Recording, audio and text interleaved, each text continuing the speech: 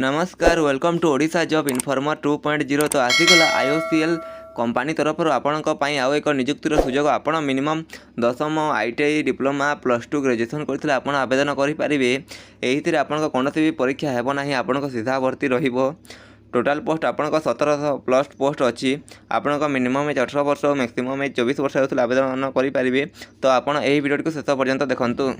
IOCL apprentice job 2025 रो एक notification T आसी जाइए। एही टोटाल आपण 2757 पोस्ट अच्छी। आपण प्रथमे अप्लाई करने को चाहते ताहले गूगल को ओपन करेंगे। गूगल रे आपण www.odishagovernmentjob.in लिखिए और सर्च करेंगे। सर्च कर सारापर आईओसीएल अप्रेंटिस जॉब रो नोटिफिकेशन रो गोटे सेक्शन टी देखा जाउथु। आपण ता ऊपर क्लिक करेंगे। पोस्ट नेम देखा गले आपण ट्रेड वाइज आपण पोस्ट रही। आपण टेक्नीशियन रो अप्रेंटिस रो पोस्ट रही। टोटाल वैकेंसी देखा गले आपण 2757 पोस्ट रही अच्छी। एज लिमिट देखा गले आपण मिनिमम एज 18 वर्ष होते आपण आवेदन करेंगे कि मैक्सिमम एज 24 वर्ष कम होते आपण आवेदन करेंगे।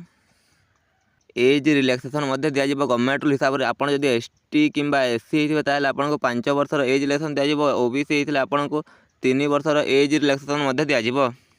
स्टाइफिन आपको सैलरी हिसाब से आपको टाइफिन दिज्व पर मंथ। आप ऑफिशियल वेबसाइट आप जानीपर अप्लाई कर सारापर आपको ऑफिशियल वेबसाइट को विजिट करके आप ऑफिशियल सैलरी देखिपारे। तो मो हिसाब से आप मिनिमम सैलरी तो 15,000 प्लस रही। तो आपको पर मंथ 15,000 टंका स्टाइफिन हिसाब से आपको सैलरी दिज्व।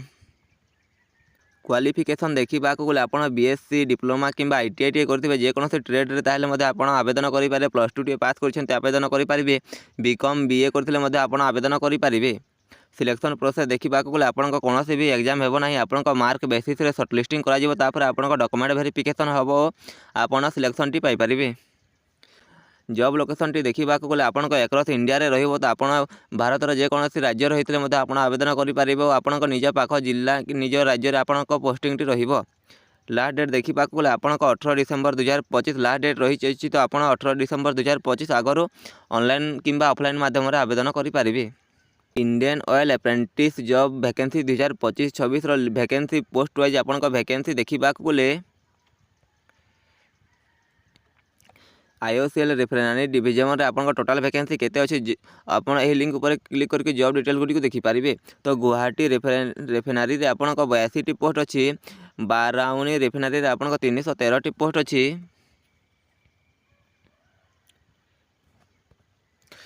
गुजरात रिफाइनरी रे आपको 583 पोस्ट अच्छी। हल्दिया रिफाइनरी रे आपको 216 पोस्ट अच्छी। माथुरा रिफाइनरी रे आपको 189 पोस्ट अच्छी। पानीपत रिफाइनरी रे आपको 707 पोस्ट अच्छी।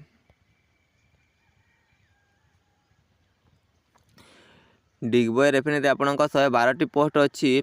बनगाई गाँव में आपको 142 पोस्ट अच्छी। और पारादीप आपको 443 पोस्ट अच्छी। तो आपको पारादीप रिफाइनरी आप आवेदन करेंगे। आपको ओडिशा रे ही आपको जॉब टी रहिबो। तो आप अप्लाई करने को चाहूँगे आप पारादीप रिफाइनरी आपको पोस्ट जॉब लोकेशन टी देबे।